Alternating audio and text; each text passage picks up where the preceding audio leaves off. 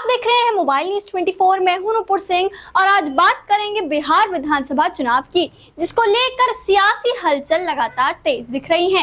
राज्य के अलग अलग राजनीतिक दल जहां अपने अपने एजेंडे के साथ जनता को लुभाने में लगे हैं, वहीं कांग्रेस पार्टी भी महागठबंधन की सरकार बनाने को लेकर एड़ी चोटी का जोर लगा रही है। इसी कड़ी में सहरसा जिला कांग्रेस के पर्यवेक्षक राज बहादुर निषाद सोनबरसा विधानसभा के अंतर्गत जमालनगर पंचायत स्थित बनमा इटहरी पहुंचे। वहां उन्होंने प्रखंड अध्यक्ष सह संभावित विधानसभा प्रत्याशी राम कुमार पासवान के आवास पर आयोजित बैठक में शिरकत की। इस मौके पर उन्होंने स्थानीय जनता से संवाद कर कांग्रेस पार्टी की नीतियों और आगामी चुनावी एजेंडे की जानकारी दी। साथ ही महागठबंधन के पक्ष में मतदान करने की अपील की।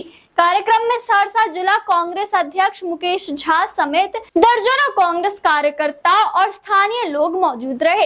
आइए देखें अभिषेक कुमार की यह रिपोर्ट। नमस्कार, स्वागत है आप सभी का। मैं हूं अभिषेक कुमार। लगातार बिहार में हम लोग बने हुए हैं और बिहार के हर विधानसभा सीट से हमारे सहयोगी के साथ साथ हम भी आपको रिपोर्ट कर रहे हैं कि आखिर इस बार का जो विधानसभा चुनाव है उसमें क्या रूपरेखा जो है विभिन्न राजनीतिक दलों की बनने जा रही है। और आज हम सोनबरसा विधानसभा में है। सोनबरसा आरक्षित सीट है और यहाँ देखिए आप कांग्रेस पार्टी के पर्यवेक्षक निषाद जी और गौतम साहब आए हुए हैं। साथ में जिलाध्यक्ष जो सहरसा है वो भी मौजूद है और पार्टी के कार्यकर्ता भी यहाँ पर उपस्थित है। तो सबसे पहले जानने की कोशिश ये होगी कि आखिर इस बार सोनबरसा में जो चुनाव लड़ने का, खासकर चूंकि महागठबंधन में कांग्रेस पार्टी इस बार है और किस तरह से जो है यूपीए इस बार के चुनाव को लड़ने जा रही है, सबसे पहले हम जो है निषाद जी से जानते हैं और फिर गौतम साहब, फिर जिलाध्यक्ष जी तक आएंगे।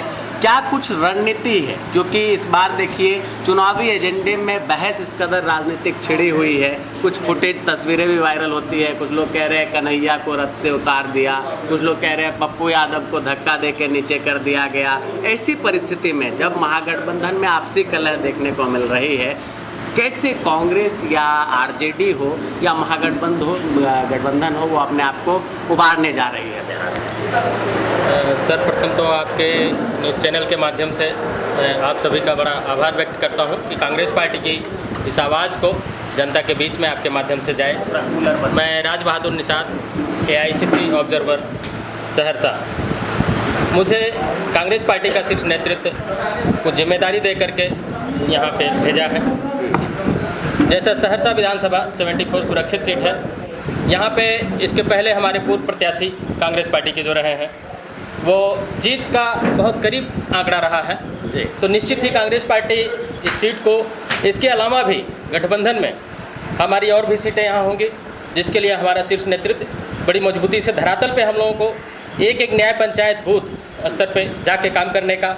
रही बात जो चुनाव आयोग का भाजपा की षड्यंत्र के तहत जो तुगलकी फरमान है कि यहाँ के तमाम गरीब, शोषित, वंचित और प्रवासी बिहार के लोगों का उनके मौलिक अधिकार, वोट देने के अधिकार से वंचित करने का जो प्रयास किया जा रहा है, उसके विरोध में अभी हाल ही में 10 तारीख को पूरा बिहार बंद चक्का जाम का जो वो रहा है। रही बात जो आप कह रहे हैं कि पप्पू यादव जी हमारे बड़े नेता हैं, कन्हैया कुमार जी भी हमारे कांग्रेस पार्टी के बड़े नेता हैं, वहाँ कुछ भीड़ में अक्सर कुछ अव्यवस्था हो जाती है, उसको किसी और रूप में न देखा जाए। पार्टी का, बड़े नेताओं का और किसी कार्यक्रम का एक प्रोटोकॉल होता है। कभी कभी भीड़ में जहाँ जनता का इतना भाजपा एनडीए खिलाफ इतना बड़ा आक्रोश है कि जनता का इतना बड़ा समर्थन मिला कि उसके आगे बहुत सी व्यवस्थाएं फेल हो गई, जिसके तहत ऐसी कुछ चिटपुट घटनाएं हो गई हैं। यह कोई साजिश नहीं है, गठबंधन में किसी तरह की कोई परेशानी नहीं है। कुल मिलाकर फेविकॉल के जोड़ से जुड़ी हुई है आपकी गठबंधन? बिल्कुल नहीं। ये देखिए, ये मीडिया की भाषा में, आपके भाषा में ऐसा हो सकता है, लेकिन जनता का जो आप लोगों ने जनसमर्थन देखा है, और सिर्फ पटना और बिहार में नहीं, हम सहरसा में कांग्रेस पार्टी का हमारा सबसे ज़्यादा भागीदारी रहा है आज तक का। आप लोग वहाँ भी कवर किए होंगे समाचार। कांग्रेस पार्टी का जनाधार बढ़ रहा है। जो माई बहन मान सम्मान योजना जो है, जो लाया जा रहा है माताओं बहनों के, उनके आत्मनिर्भर बनाने के लिए, उनके सम्मान को बढ़ाने के लिए, और BLA 2 हमारी पार्टी का विशेष तौर पे अभी एक विशेष अभियान जो चल रहा है, कि BLA 2 का हर बूथ पे जो है हमारा वो हो, और जो हमारे जिन मतदाताओं को किसी तरह की कोई समस्या हो रही है उसके लिए भी हम लोग अभी तो लगे हुए हैं। सुप्रीम कोर्ट ने ऑर्डर दिया है और सुप्रीम कोर्ट ने सख्त टिप्पणी की, निर्वाचन आयोग को झुकना पड़ा। निर्वाचन आयोग ने कहा है कि ये व्यवस्था तो होगी सुप्रीम कोर्ट की टिप्पणी के बाद, लेकिन कोई टाइम लिमिट नहीं है कि हमें 25 में ही करना है, चुनाव से पहले ही करना है। अब कार्यक्रम आगे बढ़ेगा, तो बड़ी जीत है एक तरह से आप लोगों के प्रदर्शन की, आप लोगों के महागठबंधन की। ये बताइए, चूँकि चुनाव आता है तो चुनाव में क्या होता है, ग्रामीण जिस देहात क्षेत्र में आप घूम रहे हैं, अधिक से अधिक मतदाता को किस तरह आपकी पार्टी जागरूक कर रही है और क्या सोच के, क्योंकि हिंदू मुसलमान हर चुनाव में बिहार में चलता है और जातिवाद बिहार में सर्वाधिक है, जिसको नकारा नहीं जा सकता। तो कैसे आप लोग जनता को समझा रहे हैं, अभी जो ये मीटिंग चल रही है इसके माध्यम से, आने जगह जहाँ जहाँ आप लोग जा रहे हैं? देखिए, जहाँ तक आप कभी बिहार में जातिवाद की बात कहें या हिंदू मुसलमान धर्म की बात कहें हैं, तो मेरा जो अपना अनुभव है कि धर्म कभी खतरे में नहीं था, नहीं आज खतरे में है। खतरे में अगर है तो संविधान खतरे में है, लोकतंत्र खतरे में है। और जिस तरह से इस भाजपा के षड्यंत्र आपने महाराष्ट्र में देखा, आपने हरियाणा में देखा, आपने दिल्ली में देखा, तमाम प्रमाण ऐसे साबित हो गए हैं। चुनाव आयोग हमारे जननायक राहुल गांधी जी के सवालों का जवाब नहीं दे पाता है, और जवाब देते हैं तो निश्चित ही प्रमाण निकल के आता है। और उसकी एक बड़ी साजिश, क्योंकि बिहार जो कि इस देश की केंद्र की राजनीति तय करती है, बिहार से ऐसे बहुत से जननायक बड़े बड़े लीडर यहाँ हुए हैं जिन्होंने देश को दिशा दी है। तो निश्चित ही भाजपा और NDA जनता के आक्रोश को फेस करने की स्थिति में नहीं है, इसलिए उन्होंने चुनाव आयोग को आगे किया है कि चुनाव आयोग के माध्यम से तमाम लोगों को, ऐसे लोगों को वंचित कर दिया जाएगा। रही बात, देखिए सुप्रीम कोर्ट के जो निर्णय की बात है, जितना बड़ा ये कार्य मतदाता पुनरीक्षण का है वो 1 महीने में संभव नहीं है। अगर चुनाव आयोग इस चीज़ को कर रहा है तो निश्चित ही सरकार के इशारे पे कर रहा है, वो एक बड़ी साजिश होगी, जो कि पिछले कई चुनावों में साजिश ऐसा हो गया है। हमारे नेता, गठबंधन के नेता और हमारे जननायक राहुल गांधी जी इस आवाज़ को लगातार उठाते आ रहे हैं। सुप्रीम कोर्ट पे इस पे अगर सख्त निर्णय लेना चाहिए या चुनाव को निष्पक्ष कराना चाहिए तो उसे स्थगित कर देना चाहिए। और अगर हाल ही में अभी जो 2024 का चुनाव, लोकसभा का चुनाव हुआ है, अगर उस सूची से हो सकता है तो उसी सूची से इस चुनाव को कराने की आवश्यकता है। सहरसा में किस तरह की स्थिति आप अपने पार्टी की देख रहे हैं? सहरसा में हमारे पार्टी, हमारे कार्यकर्ताओं में बड़ा ही जोश उत्साह है। और अभी हाल ही में 10 तारीख के RJD जो महागठबंधन का एक विरोध प्रदर्शन था, चक्का जाम, सहरसा बंद, बिहार बंद, उसमें कांग्रेस पार्टी का जनाधार खुल करके आप लोगों ने देखा एक बड़ी संख्या में। और देखिए, आज इधर कुछ वर्षों में ज़रूर कांग्रेस का संगठन कमज़ोर रहा होगा, लेकिन अब सारे लोग कांग्रेस की तरफ, हर वर्ग, हर समुदाय के लोग, सीढ़ी फिर से बन रही है। लोगों के सामने कांग्रेस के अलावा कोई विकल्प नहीं है। विकल्प नहीं है। गौतम जी भी हमारे साथ हैं। गौतम जी, ये बताएं, ग्रामीण सुदूर इलाके में आप लोग पहुंचे हैं, और अगर सोनबरसा सीट की हम लोग बात करें तो सोनबरसा सीट आरक्षित सीट है।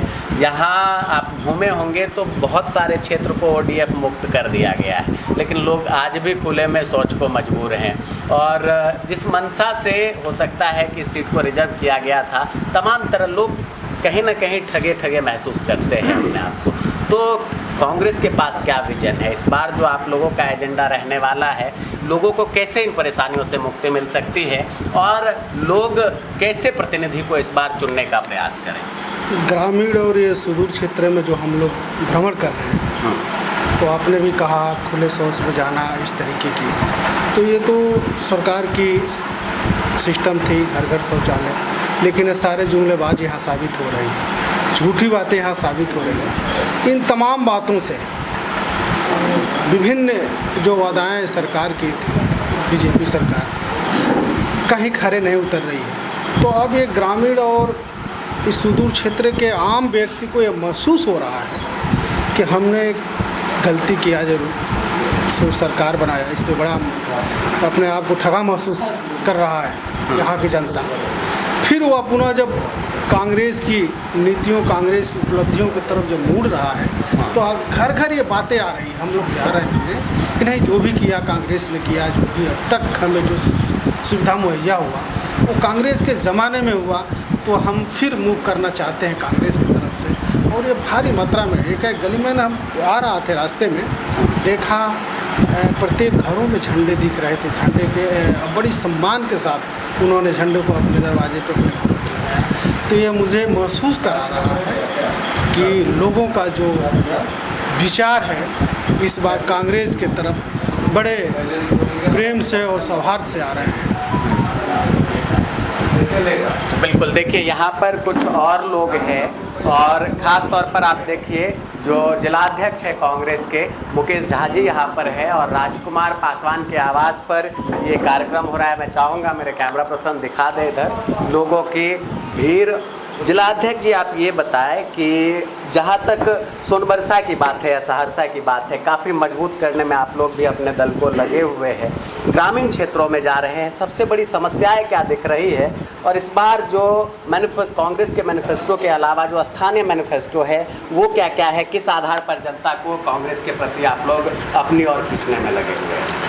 देखिए, सबसे पहले तो मैं आपके चैनल को धन्यवाद देता हूं और आप जिस तरह से ऑपरेट कर रहे हैं आपको विशेष रूप से हम धन्यवाद देते हैं।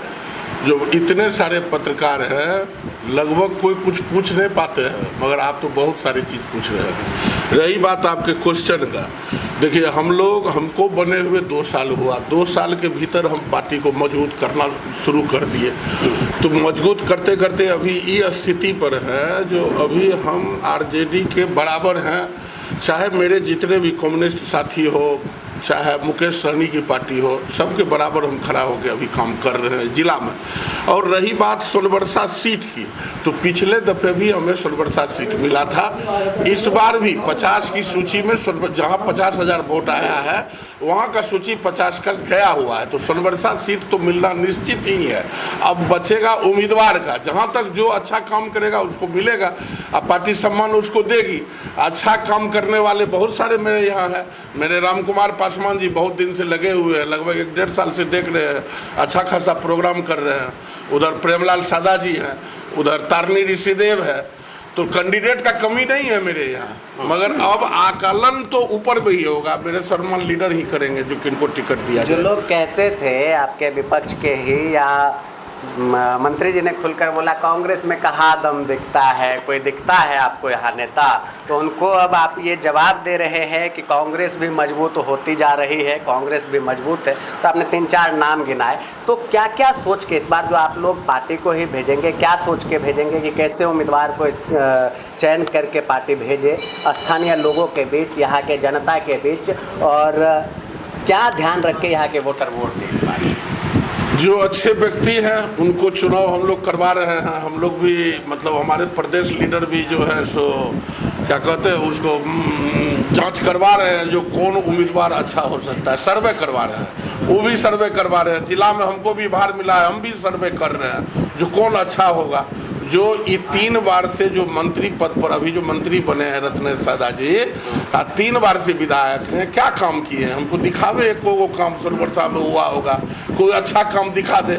अभी आप बोल रहे थे कोई पंचायत ODF किया, शौचालय अभी भी आरक्षित सीट है, ये अभी भी बाहर में खुले में सोच करते हैं। इसका मतलब शिक्षा भी यहाँ का गड़बड़ है, स्वास्थ्य भी गड़बड़ है।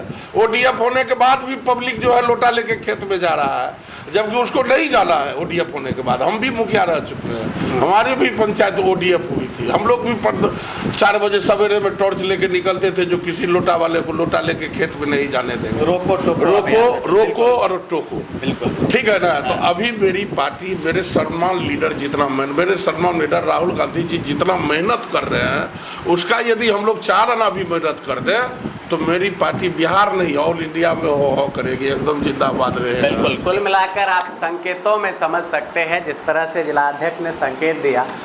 चूँकि गहमा गहमी सोनबरसा सीट को लेकर भी तेज है, कुछ लोग कह रहे हैं आरजेडी के पाले में जाएगी, कुछ लोग कह रहे हैं कांग्रेस के पाले में जाएगी। तो जो जिलाध्यक्ष है या पार्टी के जो पदाधिकारी यहाँ आते हैं पूरी जोर शोर से सोनबरसा विधानसभा सीट को कांग्रेस को देने की मांग कर रहे हैं। उम्मीदवारों की भी कमी नहीं है और इस बार सर्वेक्षण भी कई स्तर से ऑल इंडिया कांग्रेस कमेटी ने चलाया हुआ है। राहुल जी की टीम की विशेष निगरानी हर जगह बनी हुई है और उम्मीदवार का चयन जो है वो कांग्रेस पार्टी बहुत जांच परख कर करने वाली है। आप तमाम दर्शकों का बहुत बहुत धन्यवाद। मुकेश झा जी आपका धन्यवाद, निषाद जी और हमारे साथ गौतम बाबू थे, उनका भी बहुत बहुत धन्यवाद। नमस्कार।